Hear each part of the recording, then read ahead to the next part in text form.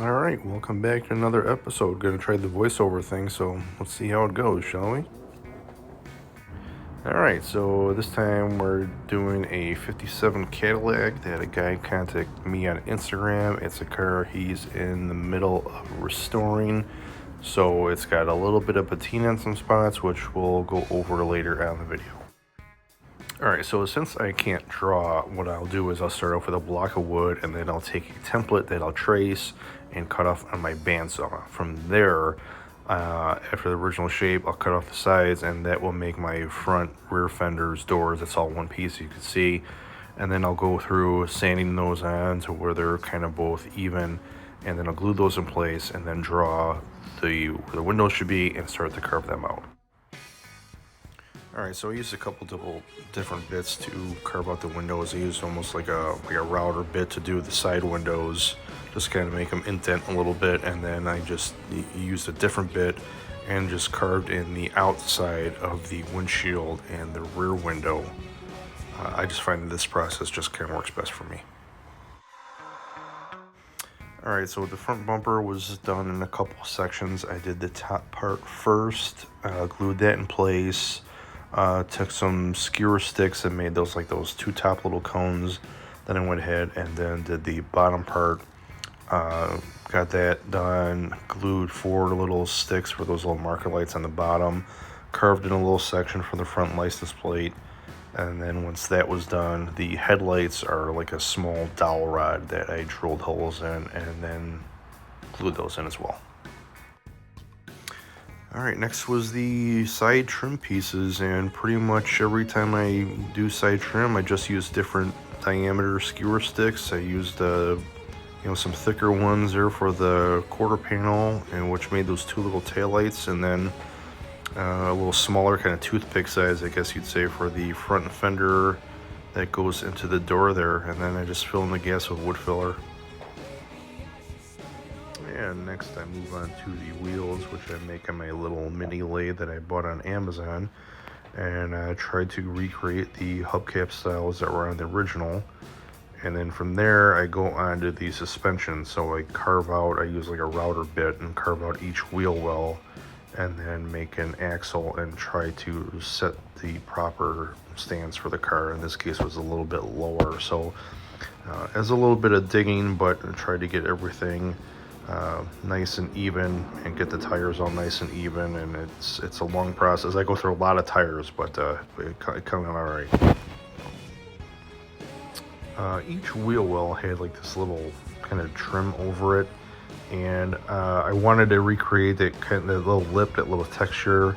I thought I could maybe carve it out, but that usually turns out really choppy, and it's a lot of extra sanding, a lot of extra work. So I use this little hobby wire that I get from Hobby Lobby, and then use my Dremel bit, carve in a little bit of groove, and then bend it accordingly so it just fits in nice, and then super glue it in place, and it makes a real nice clean edge. Alright, so after everything is give everything a final sanding, I start my primer process, and I use 3 primers. And I'm not saying this is right, this is just what I use. But the first step I do is I use a sandable primer. It's just a Rust-Oleum product, and it kind of gives me an idea of where I'm at, shows me all the bad spots. And then once I get done with that, I will go through with maybe 220 and 400 grit sandpaper and go through and try to level everything out, find out all the bad spots, and make it super smooth.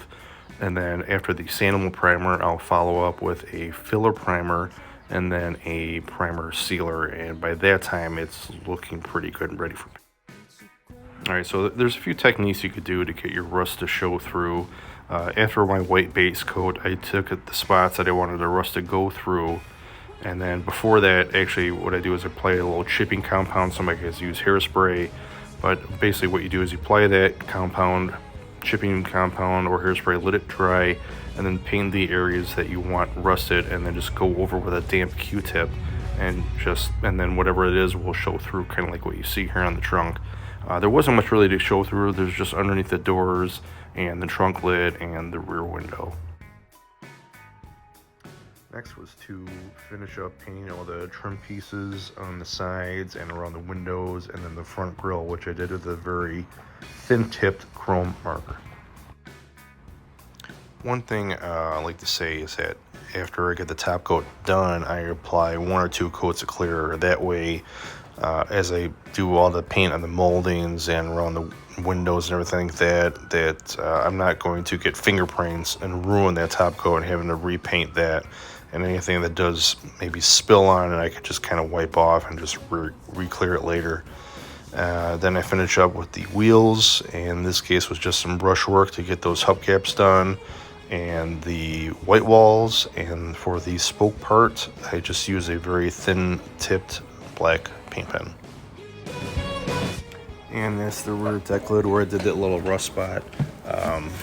Was a little overkill to do the whole process, yeah, but I think it came out okay. And then for that little pinstriping I did, all there was a pencil that I just drew on and tried to match the original that was on there, like you can see here. And for that little dirt area, all I did was just some gunmetal gray that I just dry brushed on, trying to get that look. And then the last thing I do is just finish up with a couple more coats of matte clear and just let it dry. And that's the picture of the one that a gentleman sent me to make for him, and hopefully I got it close as I could for him. If you like what you saw, you could follow me more at HD Customs on Facebook or on Instagram at PineCarGuy.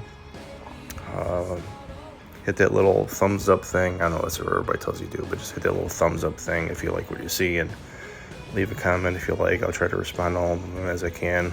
Thanks for watching.